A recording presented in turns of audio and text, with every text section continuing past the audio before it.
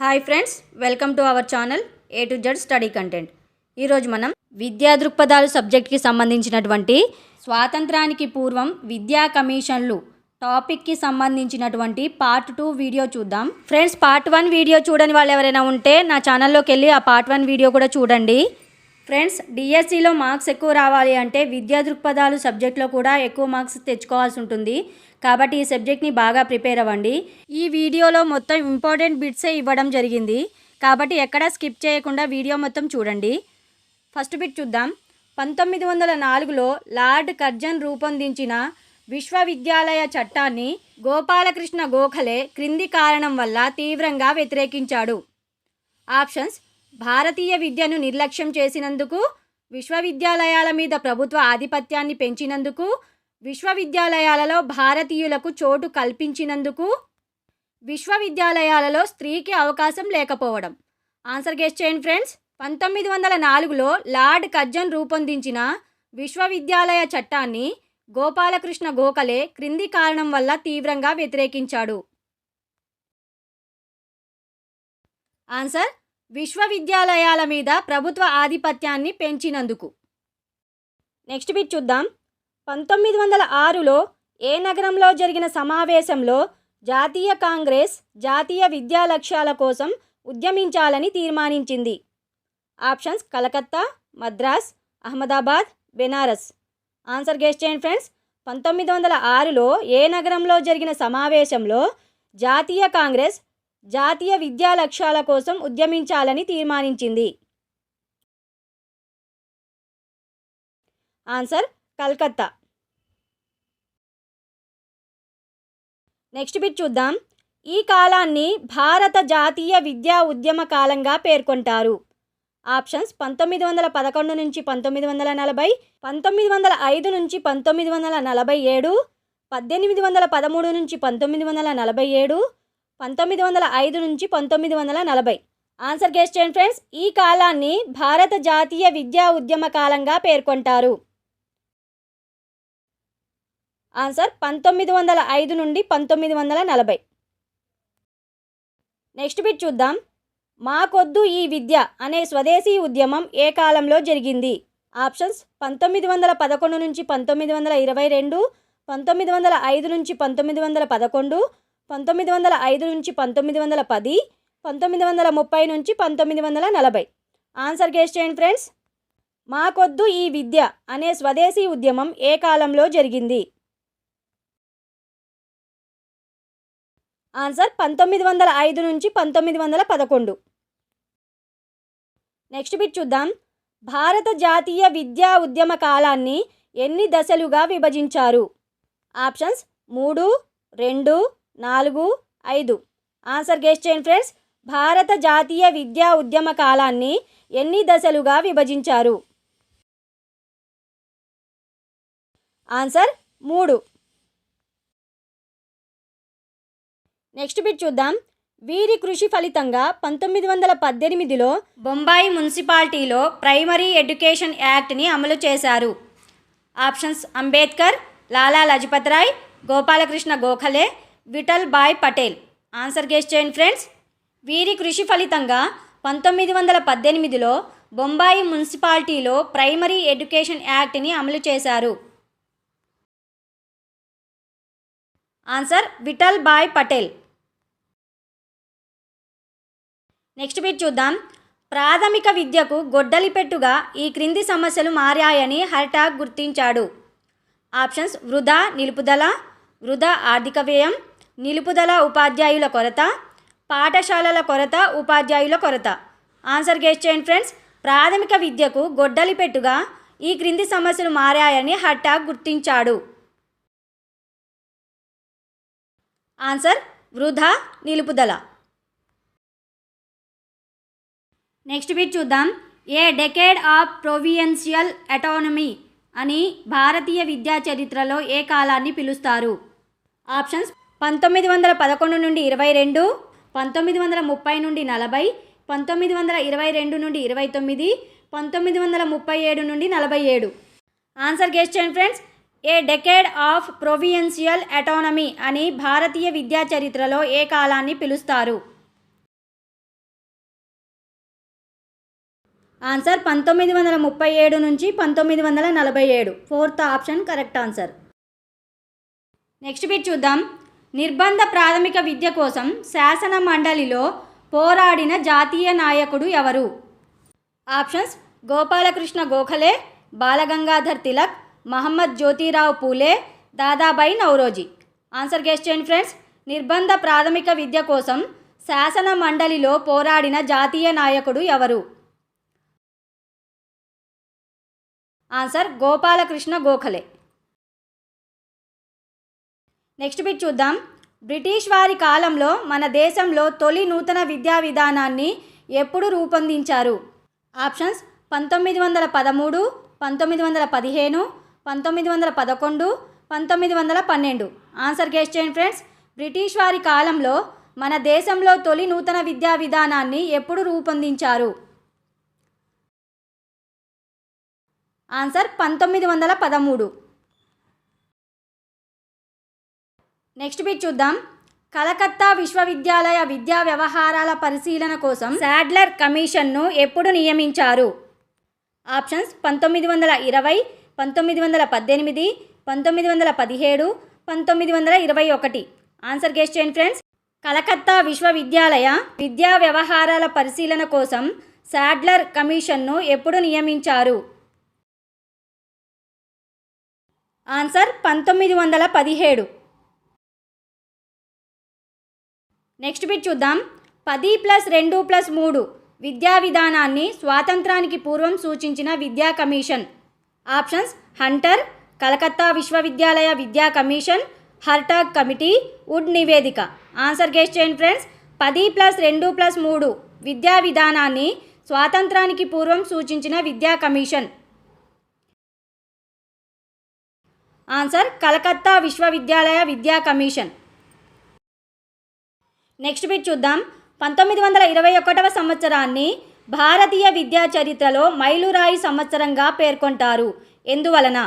Options శిక్షణ పొందిన ఉపాధ్యాయులను నియమించారు, ప్రాథమిక విద్యకు అధిక మొత్తంలో నిధులు వెచ్చించారు, భారతీయ విద్యా బాధ్యత భారతీయ మంత్రులకు అప్పజెప్పారు, ప్రాథమిక విద్యకు అత్యంత ప్రాముఖ్యత ఇచ్చారు. ఆన్సర్ గెస్ చేయండి ఫ్రెండ్స్. 1921వ సంవత్సరాన్ని భారతీయ విద్యా చరిత్రలో మైలురాయి సంవత్సరంగా పేర్కొంటారు. ఎందువలన? ఆన్సర్ భారతీయ విద్యా బాధ్యత భారతీయ మంత్రులకు అప్పజెప్పారు. నెక్స్ట్ బిట్ చూద్దాం. కేంద్ర విద్యా సలహా మండలి ఎప్పుడు నెలకొల్పారు? ఆప్షన్స్ 1921, 1922, 1928, 1929. ఆన్సర్ గెస్ చేయండి ఫ్రెండ్స్. కేంద్ర విద్యా సలహా మండలి ఎప్పుడు నెలకొల్పారు? ఆన్సర్ 1921. నెక్స్ట్ బిట్ చూద్దాం.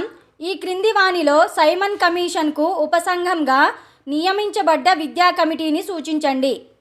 Options Sadler, Sargent, Macaulay, Hartog. Answer guess చేయండి ఫ్రెండ్స్. ఈ క్రింది వాణిలో సైమన్ కమిషన్కు ఉపసంఘంగా నియమించబడ్డ విద్యా కమిటీని సూచించండి.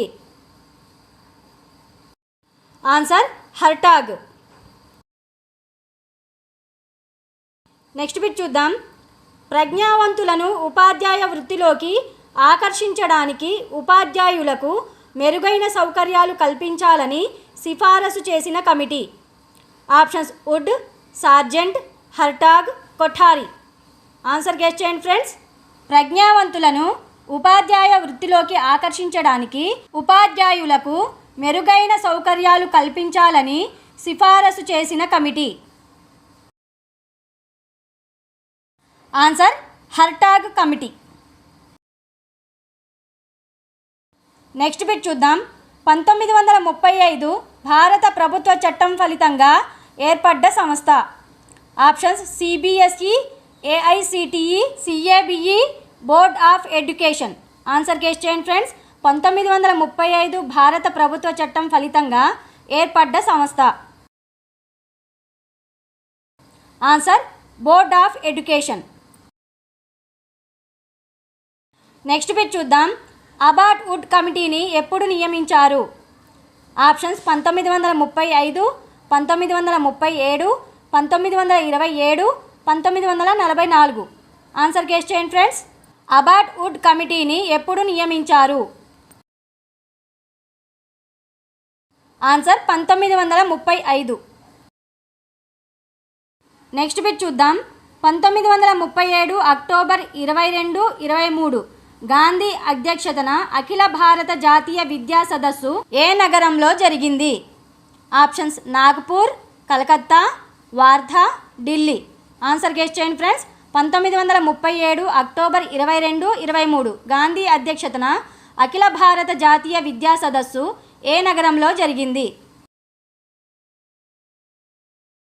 ఆన్సర్ వార్ధా. నెక్స్ట్ బిట్ చూద్దాం. సంపాదిస్తూ అభ్యసించు, అభ్యసిస్తూ సంపాదించు అను సూత్రం దీని ఫలితము. ఆప్షన్స్ విశ్వవిద్యాలయం విద్యా కమిషన్, సార్జెంట్ నివేదిక, గాంధీ బేసిక్ ఎడ్యుకేషన్. ఏదీ కాదు. ఆన్సర్ గెస్ చేయండి ఫ్రెండ్స్. సంపాదిస్తూ అభ్యసించు, అభ్యసిస్తూ సంపాదించు అనే సూత్రం దీని ఫలితము. ఫ్రెండ్స్, నా వీడియో నచ్చినట్లయితే లైక్ చేయండి, మీ ఫ్రెండ్స్కి కూడా షేర్ చేయండి friends. Answer Gandhi basic education. Next bit చూద్దాం. గాంధీ బేసిక్ ఎడ్యుకేషన్ రూపొందించడం కోసం ఏర్పడిన కమిటీకి వీరు నాయకత్వం వహించారు. Options Zakir Hussain, Sarvepalli Radhakrishnan, Kothari, Vallabhbhai Patel. Answer guess చేయండి ఫ్రెండ్స్. గాంధీ బేసిక్ ఎడ్యుకేషన్ రూపొందించడం కోసం ఏర్పడిన కమిటీకి వీరు నాయకత్వం వహించారు. Answer Zakir Hussain. Next bit చూద్దాం. 1937లో గాంధీ ప్రతిపాదించిన బేసిక్ ఎడ్యుకేషన్ మూల సూత్రం కానిది గుర్తించండి. ఏ ఉచిత నిర్బంధ విద్య, బి మాతృభాషలో బోధన, సి విద్యను వృత్తిపరం చేయడం, డి స్వయం పోషకత్వం, ఈ అంతర్జాతీయ అవగాహన, ఎఫ్ స్త్రీ విద్య. ఆప్షన్స్ బి, డి, ఈ, డి, సి, డి, ఈ. ఆన్సర్ గెస్ చేయండి ఫ్రెండ్స్. 1937లో గాంధీ ప్రతిపాదించిన బేసిక్ ఎడ్యుకేషన్ మూల సూత్రం కానిది గుర్తించండి. ఆన్సర్ ఈ అంతర్జాతీయ అవగాహన. నెక్స్ట్ బిట్ చూద్దాం. 1945లో గాంధీ బేసిక్ ఎడ్యుకేషన్ని ఈ పేరుతో జాకిర్ హుస్సేన్ అమలు చేశాడు. ఆప్షన్స్ వృత్తి విద్య, ప్రాథమిక విద్య, మూల విద్య, నయీ తాలీం. ఆన్సర్ గెస్ చేయండి ఫ్రెండ్స్. 1945లో గాంధీ బేసిక్ ఎడ్యుకేషన్ని ఈ పేరుతో జాకిర్ హుస్సేన్ అమలు చేశాడు. ఆన్సర్ నయీ తాలీం. నెక్స్ట్ బిట్ చూద్దాం.